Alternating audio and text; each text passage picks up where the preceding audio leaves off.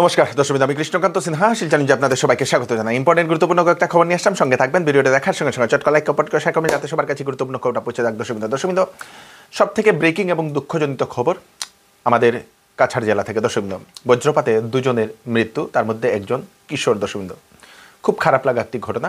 এখন অনবরত বৃষ্টি হচ্ছে, তুফান হচ্ছে, শিলাবৃষ্টি হচ্ছে, সঙ্গে বজ্রপাত হচ্ছে। তাই আপনাদের সবাইকে সতর্ক থাকার জন্য আমি আহ্বান করছি যে যদি আকাশ যদি মেঘলা করে খারাপ হয়, ঘর থেকে বেরোবেন না, এবং কাউকেও ঘর থেকে বেরোনোর জন্য আপনারা বলবেন না। যদি ঘর থেকে বাইরে আছেন তাহলে কোনো একটা সেফ জায়গাতে থাকবেন। খুব দুঃখজনিত দুটো ঘটনার সামনে আসে আমাদের কাছে।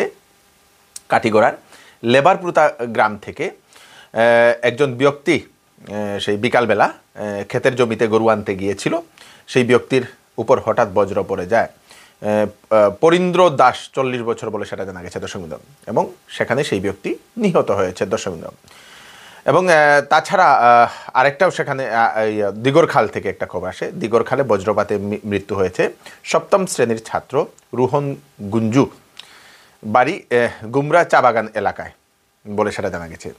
দিগরখাল হাই স্কুলের ছাত্র, স্কুল থেকে এসে সেই মাঠে মাছ ধরতে গিয়েছিল সেই কিশোর, ক্লাস 6-এর ক্লাস ছাত্র দর্শক। তো ক্লাস 7-এর ছাত্র স্কুল থেকে এসে যেহেতু বৃষ্টি দিয়েছে তাই ক্ষেতের মধ্যে মাছ ধরতে গিয়েছিল। সে সময় হঠাৎ করে আকাশ মেঘলা করে, হঠাৎ তো না, ধীরে ধীরে করে আকাশ মেঘলা তো হয়। তো সে সময় মেঘলা হওয়ার সময় হঠাৎ করে আকাশ ডাকে এবং বজ্রপাত হয়। বজ্রপাতের ছিটকা হয়তো সেই কিশোরের উপর পড়ে যায়।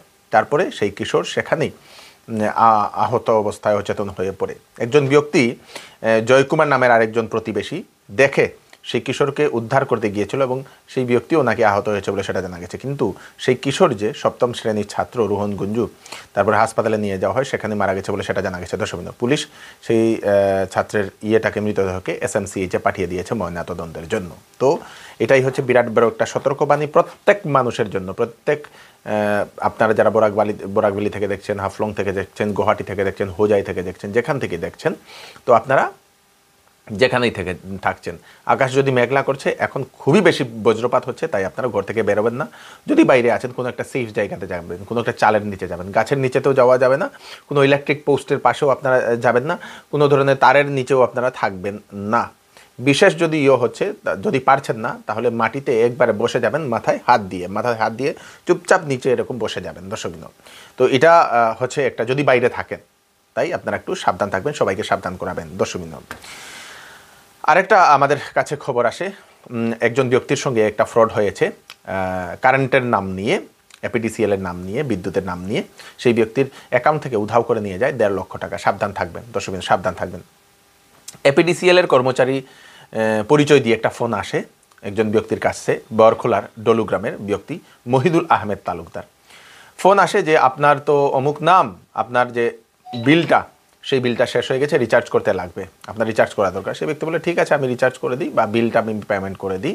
একটা লিঙ্ক পাঠিয়ে দেয়, সেই লিঙ্কে ও ক্লিক করে যে সময় পেমেন্ট করার জন্য যায়, সেই ব্যক্তির অ্যাকাউন্টটা হ্যাক হয়ে সেই ব্যক্তির অ্যাকাউন্ট থেকে নাকি সেই 1,53,850 টাকা নিয়ে গেছে সেই হ্যাকাররা। 3টা নাম্বার দিয়ে, ডিফারেন্ট নাম্বার দিয়ে ফোন এসেছিল। সেই 3টা নাম্বার আপনাদের এখানেও আসতে পারে, এরকম কোনো ধরনের APDCL আপনাকে ফোন করবে না, কোনো ধরনের APDCL আপনাকে ফোন করবে না, কোনো ধরনের পুলিশ আপনাকে ফোন করবে না যে আপনার ছেলে একটা কেসে ফেসে গেছে, আপনি কি বাঁচাতে চান। এরকম একটা ফ্রড হয় এখন, যে ছেলে আপনার ফেসে গেছে, একটা কেসে ফেসে গেছে, ছেলের ভয়েসটা করে কপি করে সেই ভয়েস নিয়ে কোথাও বলাবে বাবা মার সঙ্গে, এরকমও হয়। তাহলে এরকম যদি কোনো ধরনের ফোন কল আসে, তাহলে আপনারা সাবধান থাকবেন, সচেতন থাকবেন, সবাইকে সাবধান করাবেন দর্শক। তো সকালে ফোন আসলো, ফোন আসার পরে আমি এতটা বুঝতে পারি নাই। তো 9টার সময় ফোন আসার পরে ফোনে এভাবে বললো আমাকে যে তোমার মিটারের যে লাইন আছে রিচার্জ করতে হবে, আজকের দিনে লাইন কাটা যাবে, তুমি রিচার্জ করো না যদি। তারপরে আমি আবার বললাম ওদেরকে যে রিচার্জ কেমনে করবো। তো বললো আমার মোবাইলে একটা লিঙ্ক দিবে, ওই লিঙ্কে তোমার যেটা অ্যাকাউন্ট আছে অ্যাকাউন্টের মাধ্যমে তুমি রিচার্জ করতে পারবে।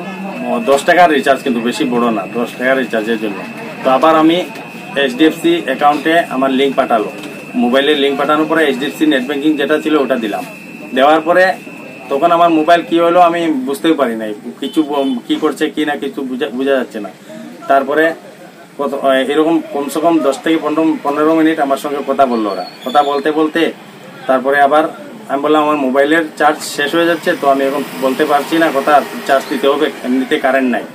তারপরে আবার ফোন কাটিয়ে দিলাম। কাটা দেওয়ার পরে যেমনি কাটলাম তারপরে দেখি আমার মোবাইলে অটোমেটিকলি 49 তিনবার 49,000 করে 3বার কেটে গিয়েছে। তারপরে আরেকটা 4,900 একবার, আরেকবার 1,900, আরেকবার 1,960 রুপিস।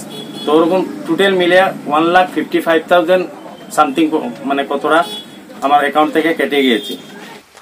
যারা টিউশন ক্লাসের জন্য, যারা সায়েন্সের যারা ছাত্রছাত্রী, যারা টিউশন ক্লাসের জন্য যারা চিন্তা করছেন কোথায় পড়বো, আপনাদের জন্য সুখবর। শিলচরের সোনাই রোডে ফিজিক্স একাডেমি একটা খোলা হয়েছে। সেখানে আপনাদের physics, chemistry, maths, bio, computer science এইগুলো পড়ানো হচ্ছে। দশমিক ক্লাস 11 এবং 12-এর বোর্ডস এবং এন্ট্রেন্স সেইগুলো পড়ানো হচ্ছে। ক্লাস 8 to 10 সেবা এবং সিবিএসসি বোর্ডের সেই সাবজেক্টগুলো পড়ানো হচ্ছে। তো আপনারা যদি সেই টিউটার খুঁজছেন তাহলে সেখানে আপনারা কন্ট্যাক্ট করে নিতে পারবেন। সেই পোস্টার আমি নাম্বার দিয়ে দেবো।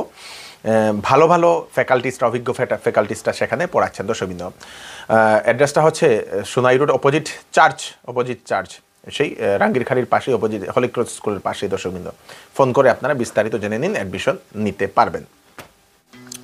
এইবার চৌধুরী টেক্সটাইলে রিডাকশন ও ঈদের জন্য নিয়ে আসা হলো বাম্পার কালেকশন। বেনারসি 800 টাকা থেকে শুরু, জামদানি 300 টাকা থেকে শুরু, আপ টু 70% ডিসকাউন্ট ঈদের কালেকশনে। বেড কাভার পাবেন মাত্র 120 টাকায়। 10 দিনের মধ্যে কাপড় পছন্দ না হলে টাকা ফেরত পেয়ে যাবে। তাই তাড়াতাড়ি দেরি না করে চলে আসুন চৌধুরী টেক্সটাইলে। চৌধুরী টেক্সটাইল, ফাটক বাজার, গলি নম্বর 2, শিলচর। ওয়েডিং সিজন উপলক্ষে শ্যামসুন্দর জুয়েলার্স আপনাদের জন্য নিয়ে এলো নিত্য নতুন ডিজাইনের হলমার্কযুক্ত গহনার বিশাল সম্ভার। সঙ্গে পাচ্ছেন গহনার মজুরিতে 50% পর্যন্ত ছাড়। এছাড়া এখানে আছে পুরাতন সোনার বদলে নতুন গহনা নেওয়ার বিশেষ সুযোগ। তাই দেরি না করে তাড়াতাড়ি চলে আসুন শ্যামসুন্দর জুয়েলার্সে। Shyamsundar jewellers, central road, Silchar. আগামীকাল অরেঞ্জ অ্যালার্ট জারি করে দিয়েছে। দর্শকবৃন্দ, অরেঞ্জ অ্যালার্ট জারি করে দিয়েছে আসাম সহ উত্তর পূর্বাঞ্চলের বিভিন্ন প্রান্তে। দর্শকবৃন্দ, আসামের তো বিভিন্ন প্রান্তেই আগামীকাল প্রচণ্ড বৃষ্টিপাত, ঝড় তুফান, বজ্রপাত, শিলাবৃষ্টি হওয়ার সম্ভাবনা। মণিপুরের অবস্থা তো দেখে নিয়েছেন, প্রায় আধা ফুটের উপরে এরকম শিলাবৃষ্টি অনেক জায়গাতে হয়েছে, দেখা গেছে। দর্শকবৃন্দ, আধা ফুটের উপরে শিলাবৃষ্টি হচ্ছে, মানে কত মারাত্মকভাবে শিলাবৃষ্টি হতে পারে সেটা আপনারা দেখে নিন। খুব দেখে খারাপ লাগলো। আগামীকালকে ঘন্টায় 50 থেকে 60 কিলোমিটার গতিবেগে ঝড় তুফান আসবে বলে সেটা আইএমডি সতর্কবাণী জারি করে দিয়েছে। কাছাড়, করিমগঞ্জ, হাইলাকান্দি, ডিমা হাসাও, কোকরাঝাড়, ধুবড়ি, বরপেটা, বাক্সা, নলবাড়ি, কামরূপ গ্রাম্য, কামরূপ মেট্রো, কার্বি আংলং, শোনিতপুর, নগাঁও, গোলাঘাট, হোজাই, শিবসাগর সহ অন্যান্য জেলাতে অ্যালার্ট জারি করে দেওয়া হয়েছে। আসাম সহ উত্তর পূর্বাঞ্চলের বিভিন্ন প্রান্তে প্রচণ্ড বৃষ্টিপাত হওয়ার সম্ভাবনা, আপনারা একটু সাবধান থাকবেন আগে থেকেই। হাইলাকান্দির ঠান্ডাপুরে, মানে সেই কাঠিগড়া অঞ্চলে যে ঠান্ডাপুর, সেখানে একটা খুব মর্মান্তিক একটা ঘটনা ঘটে।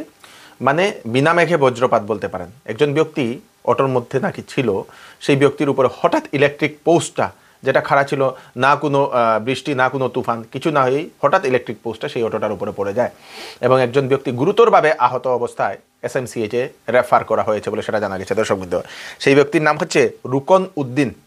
উনি শিলচরে কোর্টে আসার জন্য নাকি উনি অটোতে ছিলেন। অটো একটা সেই দাঁড়িয়েছিল রাস্তাতে, সেখানে পাশেই একটা ইলেকট্রিক পোস্ট ছিল। হঠাৎ করে বিনা ওয়ার্নিংয়ে বলতে পারেন সেই ইলেকট্রিক পোস্টটা বাঁকা হয়ে সেই উপরে, অটোর উপরে পড়ে যায়। তারপরে সেই ঘটনাস্থলে সেই ব্যক্তি গুরুতরভাবে আহত হন, সেই বৃদ্ধ লোকটি। তারপরে সেই বৃদ্ধ লোককে কাঠিগড়া হাসপাতালে নিয়ে যাওয়া হয়। সেখান থেকে শিলচরের মেডিকেল কলেজ এবং হাসপাতালে পাঠিয়ে দেওয়া হয়েছে, রেফার করে দেওয়া হয়েছে। ওনার মাথায় অনেকগুলো জায়গাতে ফেটে গেছে। দর্শকবৃন্দ, মানে ভীষণ আঘাত পেয়েছেন সেই ভদ্রলোক।